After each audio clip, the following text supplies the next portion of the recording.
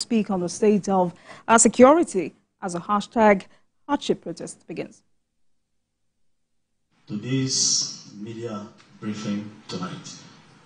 I'm sure this was called at instance of the Inspector General of Police to give us updates and of course review of what we experienced today across the length and breadth of this country concerning the nationwide protest.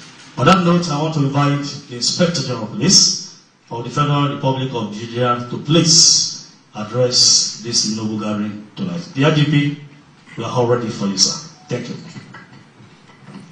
Gentlemen of the press, it is with grave sense of responsibility that I address you this evening. You will recall that upon several indications by various groups of their intent to commence a nationwide protest on 1st August 2024, we rolled out several warnings based on actionable intelligence at our disposal, indicating that some groups were mobilizing for violent protest, while some groups claiming to be mobilizing for peaceful protest were doing so with violent undertones, refusing to cooperate with the police on measures to be taken to guarantee peaceful protest. On the basis of this intelligence, the police advised that the protest to be shelved at this instant. Where the organizers insisted on going on with the protest, they were advised to stage the protest in confined locations. This will have enabled the police provide adequate protection for the protesters and isolate the criminals whose intention was to loot and destroy in the name of a protest. This we were doing in furtherance of our duty to protect lives and property and maintaining law and order. While we affirm the constitutional rights of citizens to assemble and express their views on issues of national importance, we were wary about the dangers posed by agitation instigated by some individuals who have shown tendencies to be disloyal to the government of the day. Despite our suspicions, we showed good faith through professional conduct by providing security at strategic locations, all aimed at ensuring peaceful conduct during the protest, as the promoters pledged. Our men, deployed nationwide, went out with a clear brief to ensure that no one is unnecessarily harassed or intimidated. In places where there were court orders, we gave instructions for observance of same. Regrettably, events in some major cities today showed that what was being instigated was mass uprising and looting, not protest. Those who were in the forefront of promoting the idea of the protest were not around to lead it. Hoodlums have been let loose on innocent Nigerians and their hard-earned businesses and property looted and destroyed. The motive of the rioters was basically two: loot and destroy both private and government property. The destruction so far has been mind-boggling. There has been destruction in Kano, Borno, Yobe, Kaduna, Gombe, Bauchi, FCT, Abuja, Niger, and Jigawa. Police stations have been destroyed. There have been attempts to take over government houses, looting of government infrastructures. Several warehouses and shops so far have been looted and in several instances completely destroyed.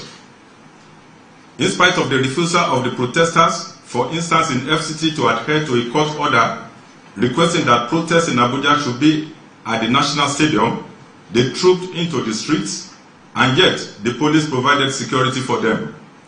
At no point did we breach their fundamental rights, even as they breached court orders. In places like FCT, Kaduna, Kano, and Gombe, among others, we recorded incidents of unprovoked attacks on our security personnel, where one policeman has been reported murdered and others seriously injured.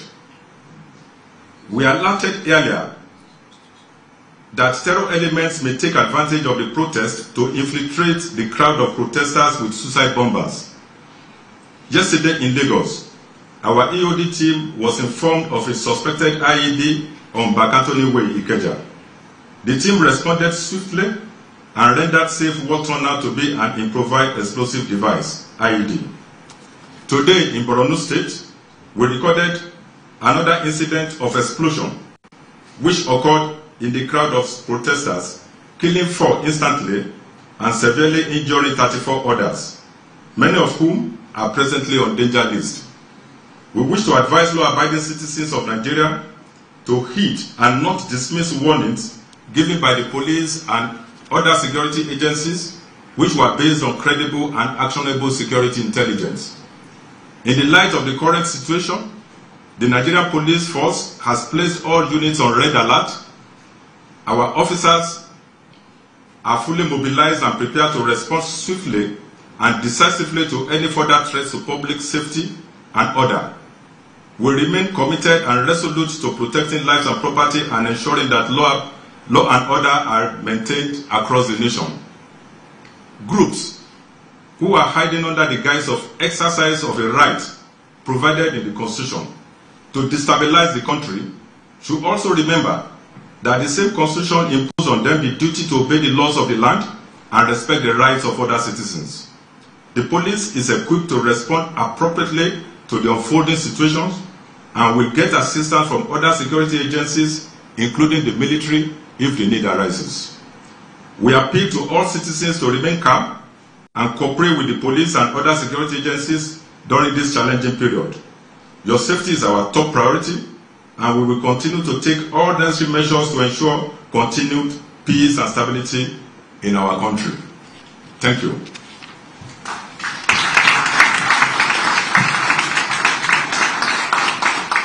Thank you, Inspector General of Police. The messages were clear enough. The IGP, sir, if I have the permission of the IGP, this is question time. Gentlemen of the press, if you have any clarification or intervention, the IGP is ready for you. Lucky channels.